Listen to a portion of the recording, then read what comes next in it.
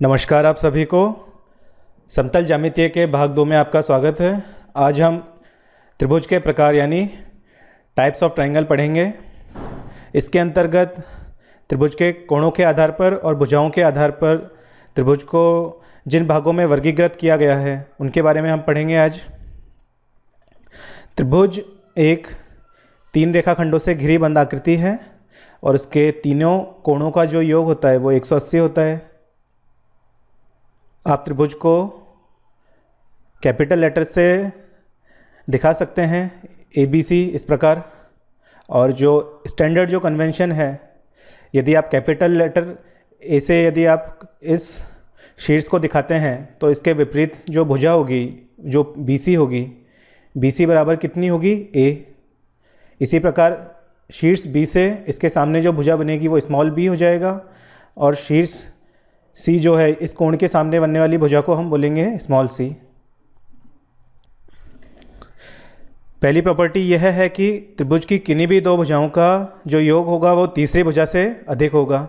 यानी कि यदि आप a प्लस बी करें तो ये हमेशा बड़ा होगा c से, यदि आप a प्लस सी करें तो ये बड़ा होगा भुजा b से, और यदि आप b प्लस सी करें तो इन लंबाइयों का योग बड़ा होगा भुजा a से।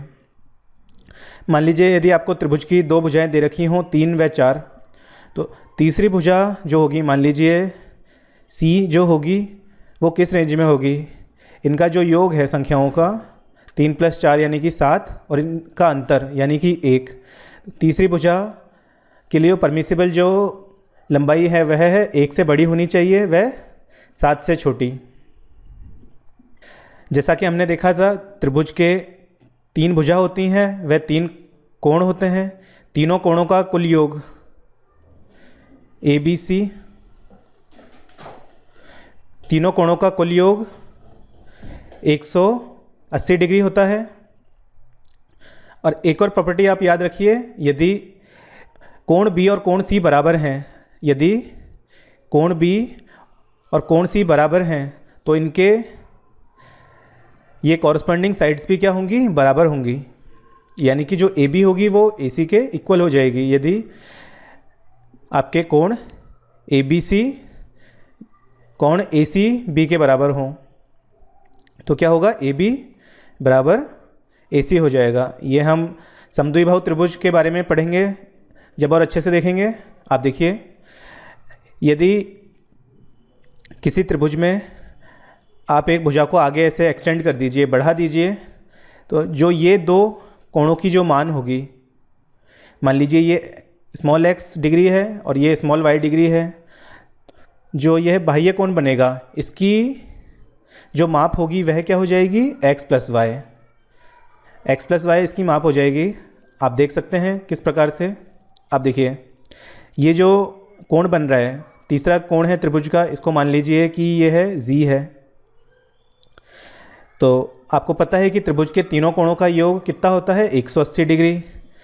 कोण Z जो होगा वो क्या हो जाएगा, 180 में से आपको घटाना पड़ेगा x और y को। और क्योंकि जो ये कोण बन रहे हैं ये एक सरल रेखा पे बन रहे हैं, सरल रेखा पर बनने वाले कोणों का योग जो होता है वह होता है 180। तो यानी कि z प्लस x + y बराबर कितना होगा, 180 डिग्री। इस प्रकार आप देखिए z का मान कितना आ रहा है, 180 में से आपको घटाना पड़ रहा है x + y। इस प्रकार आप जो कह सकते हैं कि यह वाला कोण कितना होगा बाहर का, x + y होगा, क्योंकि यहाँ z होगा और बाहर x + y हो जाएगा। यह बहुत ही इंपॉर्टेंट प्रॉपर्टी है और हम इसका प्रयोग आगे सवालों को हल करने में करेंगे। भुजाओं के आधार पर त्रिभुज 3 प्रकार के होते हैं, समबाहु, समद्विबाहु व विषमबाहु। आप देखिए, यदि त्रिभुज की तीनों भुजाएं बराबर हों तो उसे हम बोलते हैं समबाहु यानी इक्विलेटरल ट्रायंगल। इक्विलेटरल ट्रायंगल यानी कि आपकी तीनों साइडें बराबर होंगी तो आपके तीनों कोण भी क्या होंगे, बराबर हो जाएंगे। और जब तीनों कोण बराबर होते हैं तो तीनों कोण 60-60 डिग्री के होते हैं। समद्विबाहु त्रिभुज में कोई भी दो भुजाएं बराबर होंगी त्रिभुज की। मान लीजिए इसमें AB AC के बराबर है, अतः आधार पर बनने वाले ये दोनों कोण B और C ये भी आपस में बराबर होंगे। विषमबाहु त्रिभुज वह होगा जिसमें तीनों भुजाएं परस्पर असमान लंबाई की हों। इसी प्रकार कोणों के आधार पर भी त्रिभुज को 3 भागों में विभाजित किया जाता है। समकोण त्रिभुज यानी कि जिस त्रिभुज में एक कोण 90 डिग्री का हो उसे हम बोलते हैं समकोण त्रिभुज। न्यून कोण त्रिभुज यानी कि जो तीनों कोण होंगे वह 90 से छोटे होंगे। और अधिक कोण त्रिभुज यानी कि कोई एक कोण 90 से बड़ा होगा। यदि एक कोण 90 से बड़ा है तो बाकी के दोनों जो कोण होंगे वो हमेशा जो योग होगा वह 90 से छोटा ही होगा। इस प्रकार केवल एक ही अधिक कोण आपको प्राप्त कर सकते हैं आप एक त्रिभुज के अंदर। अब देखिए समकोण त्रिभुज में जो कर्ण का वर्ग जो होता है वह आधार और लंब के वर्ग के बराबर होता है।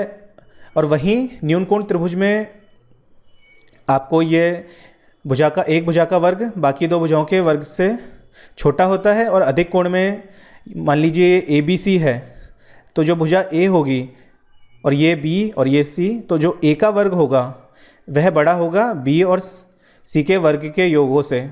ये भी आपको याद रखना होता है। इससे सीधा सीधा प्रश्न पूछ लिया जाता है परीक्षा में। एक प्रश्न देखते हैं हम। यदि किसी त्रिभुज में 3 गुना करें हम एंगल A का और 4 गुना कोण B का और 6 गुना कोण C का, ये आपस में यदि बराबर हैं, कोण 1 का मान कितना होगा ये आपको निकालना है। आप क्या कर सकते हैं, 3A को आप बराबर रख सकते हैं 4B के और ये किसके बराबर हो जाएगा 6C के। और इसको आप किसी संख्या K के बराबर बोल सकते हैं। इस प्रकार आपके पास समीकरण बनेंगे 3 कि जो 3 एंगल A है वह K के बराबर है, 4 कोण B K के बराबर होगा और 6 कोण C भी K के बराबर होगा। लेकिन इस प्रकार आपको भिन्न प्राप्त होंगी, तो इससे बचने के लिए आपको क्या करना चाहिए, 3, 4 और 6 इनका आप क्या निकाल लीजिए LCM, लघुत्तम आप निकाल लीजिए 3, 4 व 6 का। इससे आपको क्या प्राप्त होगा 24।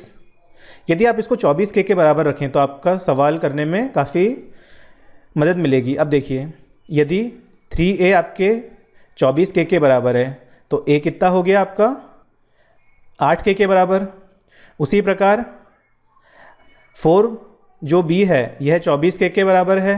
इस प्रकार कोण B कितना हो गया आपके पास 6 के बराबर।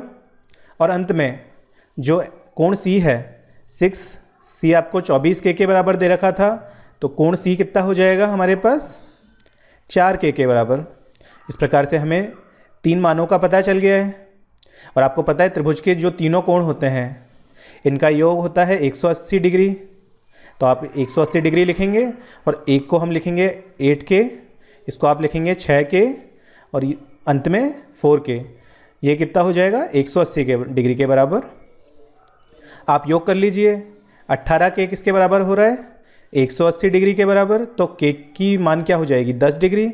इस प्रकार से आप कह सकते हैं जो कोण A है वह कितना था 8 के, 80 डिग्री इसका मान हो जाएगा कोण A का। इस प्रकार आप कह सकते हैं कि कोण A का मान हो गया 80 डिग्री। अगला प्रश्न देखते हैं। दी गई आकृति में आपको कोण BAC, यह कोण को लिखने का सही तरीका होता है, बीच वाला जो है वह शीर्ष को दिखाएगा कोण के, तो कोण BAC यानी इस वाले कोण की बात हो रही है। यह कितना दे रखा है आपको 30 डिग्री। अगला है आपको ABC दे रखा है 50 डिग्री और CDE ये आपको दे रखा है 25 डिग्री। तो फिर आपको बताना है कि कोण AED यह जो कोण बन रहा है इसका मान क्या होगा। आप देखिए त्रिभुज ABC में, आप त्रिभुज ABC की पहले बात करते हैं। इसमें 2 कोण आपको पता है 30 और 50, तो बचा हुआ कोण कितना हो जाएगा 180 में से आप 30 घटा दीजिए और फिर 50 घटा दीजिए, यह 80 हो गया, तो आपको 100 डिग्री मिलेगा। यानी कि जो कोण BCA है यह कितना है 100 डिग्री। यदि यह 100 डिग्री है तो इधर वाला कोण कितना बचेगा 80 डिग्री, क्योंकि यह सरल कोण है। इसी प्रकार आप देखिए जो कोण AED है यह बाह्य कोण बन रहा है 80 और 25 कोण के लिए। अतः आप यदि इन दोनों का योग करें तो आपको कोण AED का मान मिल जाएगा, वह होगा 80 + 25 डिग्री। इस प्रकार आपसे को 105 डिग्री इसका मान हो जाएगा। अगला प्रश्न देखते हैं। यदि कोणों का अनुपात आपको 1:2:3 दे रखा हो तो उस त्रिभुज की भुजाओं का क्या अनुपात होगा।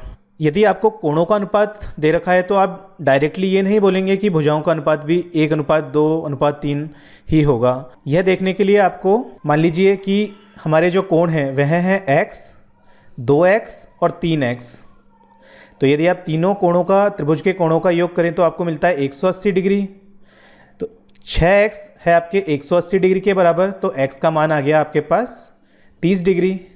अतः आपके त्रिभुज के जो तीन कोण हैं वह हैं 30 डिग्री, 60 डिग्री व 90 डिग्री। आपके पास तीनों कोण आपको प्राप्त हो गए हैं। अब भुजा निकालने के लिए हम साइन रूल का प्रयोग करेंगे। साइन रूल क्या कहता है, भुजा A divided by sine A। उस कोण A है, ये बड़ा वाला कैपिटल कोण दिखाता है, छोटा वाला साइड। इस प्रकार B अपॉन साइन B बराबर किसके होगा, C अपॉन साइन C। नीचे एंगल है क्योंकि साइन में आप जो फीड करते हैं वह कोण ही होगा, और ऊपर आपको भुजा दे रखी है। तो इस प्रकार आप कह सकते हैं कि आपको लिखना होगा साइन 30 किसके बराबर होगा, B अपॉन साइन 60 डिग्री के, और ये किसके बराबर होगा, C अपॉन साइन 90 के। अब आपको त्रिकोणमिति से इनके मान ज्ञात होंगे। साइन 30 कितना होता है, 1/2। उसी प्रकार जो साइन 60 होता है वह होता है √3/2, और साइन 90 आपको पता है 1 होता है। इस प्रकार से आप कह सकते हैं कि जो A अनुपात B अनुपात C है वह क्या होगा। आप पूरी इक्वेशन को क्या कीजिए, 2 से गुणा कर दीजिए, तो आपको सिंप्लीफाई करके क्या मिल जाएगा, 1:3/2। यह अनुपात होगा भुजाओं के बीच में। यदि आपकी भुजाएं इस क्रम में बढ़ रही हैं तो आपके कोण भी इसी क्रम में बढ़ेंगे।